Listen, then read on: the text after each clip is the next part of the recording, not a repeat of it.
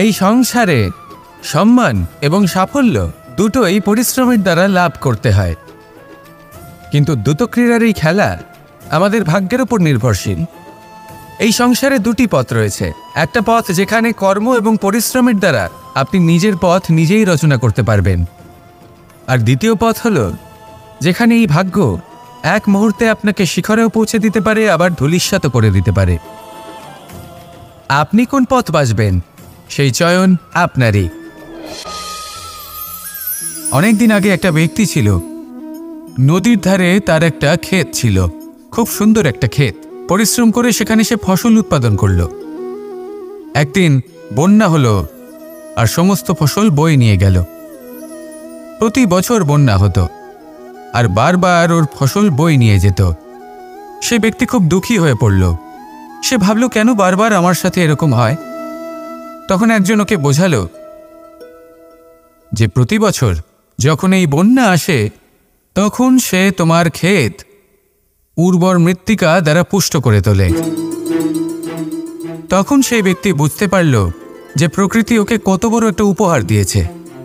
প্রতি বছর বন্যা শেষ হওয়ার পরে সে ফসল উৎপাদন করত এবং তাতে 10 গুণ বেশি ফসল হতো।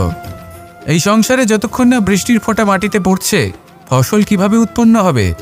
যতক্ষণ না এই সোনা তীব্র আগুনে উত্তপ্ত হচ্ছে, ততক্ষণ সে কুন্দর কি করে হয়ে উঠবে?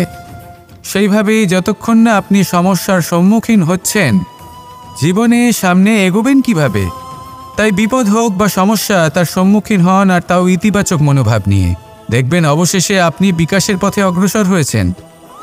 আসুন আমার সাথে ভালোবেসে বলুন, রাধা রাধা। আমাদের জীবনে যখনই আমরা কোনো বড় দায়িত্বের সম্মুখীন হই, তখন আমরা তার থেকে দূরে পালাই, আর এই অজুহাত দিই যে না না, এত বেশি ভার বহন করার যোগ্যতা আমার নেই, আমি করতেই পারবো না।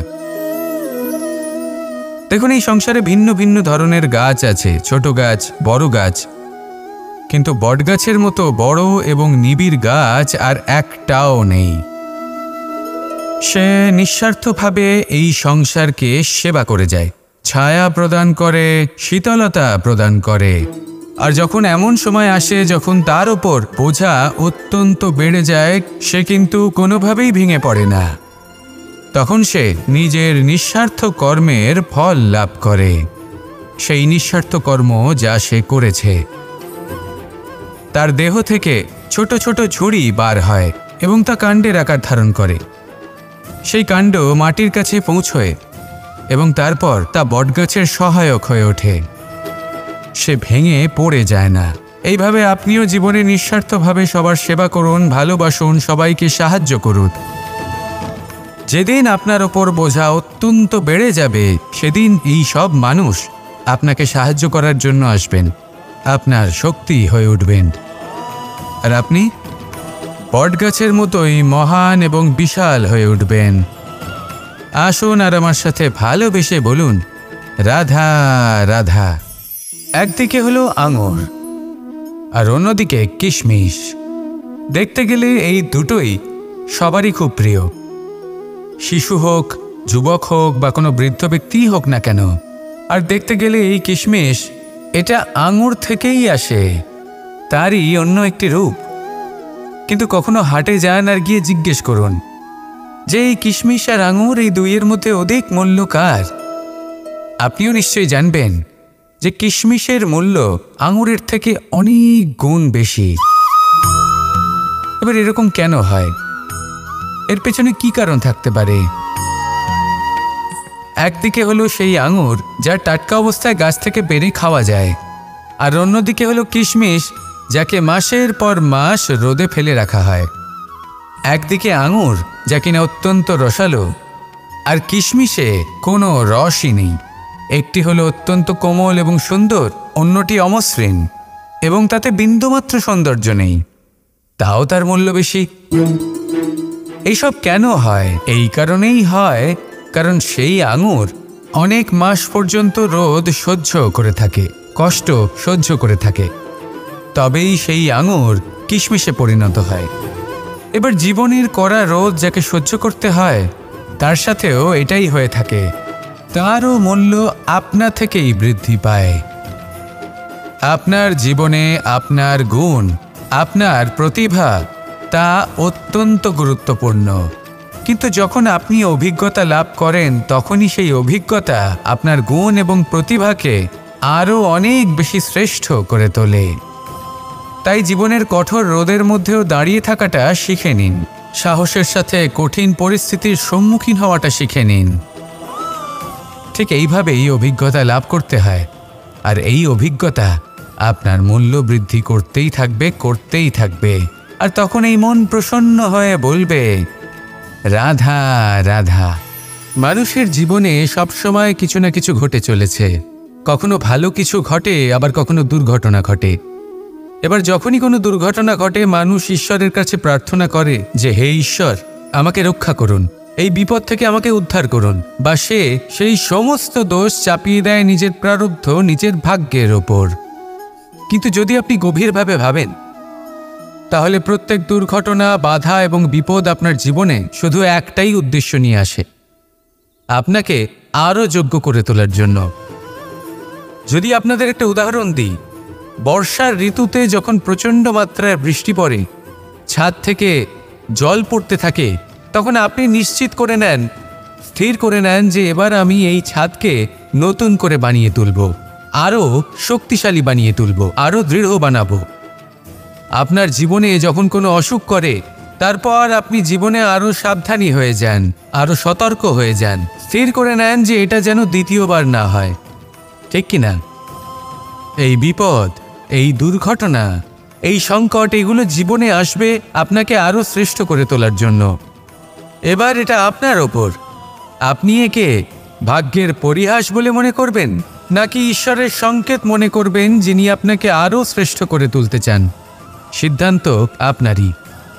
আসুন আর আমার সাথে ভালোবেসে বলুন, রাধা রাধা। আমাদের মধ্যে বেশিরভাগ মানুষ কোনো না কোনো মহাশক্তির উপস্থিতিকে বিশ্বাস করেন। আমরা মনে করি যে এ হলো সেই মহাশক্তি যার প্রভাব, যার কৃপা চিরকাল আমাদের উপর বজায় থাকে। আমাদের কর্মের ওপর, কর্মফলের ওপর চিরকাল তার দৃষ্টি থাকে। আমাদের মধ্যে কেউ একে ঈশ্বর মনে করেন, কেউ বা প্রকৃতি মনে করেন, বা কেউ কোনো গৃহপালিত পশুর মধ্যে মহাশক্তির দর্শন লাভ করেন, বা কেউ কোনো বস্তুর মধ্যে। প্রত্যেকের নিজস্ব বিশ্বাস আছে, কিন্তু সেই শক্তির থেকে আশীর্বাদ লাভের জন্য বা কোনো ইচ্ছে পূরণের জন্য আমরা কখনো না কখনো মন্দিরে যাই। এই মন্দির শব্দের সূত্রপাত কিভাবে, আগে সেটা বুঝে নেওয়া যাক। মন্দির এই শব্দের আরম্ভ হল মনের দ্বারা। কিন্তু বেশিরভাগ মানুষ যখনই মন্দিরে যান কোনো ইচ্ছে পূরণের জন্য বা ইচ্ছে পূরণ হওয়ার পরে ধন্যবাদ দেওয়ার জন্য, তখন তিনি শুধুমাত্র শারীরিকভাবে সেখানে উপস্থিত থাকেন। তার মন তো সাংসারিক কাজের মধ্যেই ঘোরাফেরা করতে থাকে, তাই না? তাহলে বলুন, এর অর্থ কি? যদি আপনি মন্দিরে নিজের মনকেই না নিয়ে যান, তাহলে তার কি লাভ হবে? মন্দিরে গিয়ে নিজের মনকে ঈশ্বরের চরণে পূর্ণরূপে সমর্পণ করুন। নিজের মন থেকে ঈশ্বরের আরাধনা করুন, আর এই মন থেকেই বলুন, রাধা রাধা। যদি কোনো সিংহ বানরের মতো গাছে চড়তে চেষ্টা করে, তাহলে কি হবে? একটা মাছ যদি মাটিতে হাঁটতে চেষ্টা করে, তাহলে কি হবে? তারা বিফলই হবে। কিন্তু এরকম কেন হয়? তার কারণ হলো প্রকৃতির রচনা কিছুটা এরকম। এখানে প্রত্যেকটি ব্যক্তিকে, প্রত্যেকটি প্রাণীকে আলাদা আলাদা গুণের অধিকারী করা হয়েছে এবং সকলকে একটা সীমাও প্রদান করা হয়েছে। এবার এই যে বৃক্ষ, পশু, পাখি, এদের মধ্যে সেই ক্ষমতাই নেই যে এরা নিজেদের যাচাই করতে পারবে, নিজেদের সীমাগুলো বুঝতে পারবে, নিজেদের সদ্গুণগুলো চিনতে পারবে। এরা সেটা করতে পারবে না। কিন্তু মানুষ তো আলাদা। মানুষের কাছে সেই বিশেষ শক্তি আছে যে তারা পূর্ণরূপে নিজেদের যাচাই করতে পারবে, নিজেকে পূর্ণরূপে বুঝতে পারবে, নিজের দোষ, নিজের অপগুণ, নিজের সদ্গুণ, নিজেদের সীমাগুলো তারা বুঝতে পারবে। আর এটা অত্যন্ত গুরুত্বপূর্ণ। কথায় আছে যে যদি সাফল্য লাভ করতে হয় তাহলে নিজেকে যাচাই করে নিতে হবে। তাই নিজেকে যাচাই করুন, নিজের সাথে পরিচিত হয়ে যান। এবং জীবনে কর্ম করতে থাকুন, সাফল্যের শিখরে অবশ্যই পৌঁছে যাবেন। আর ওখানে যদি যান তাহলে এই মন প্রসন্ন হয়ে অবশ্যই বলবে, রাধা রাধা।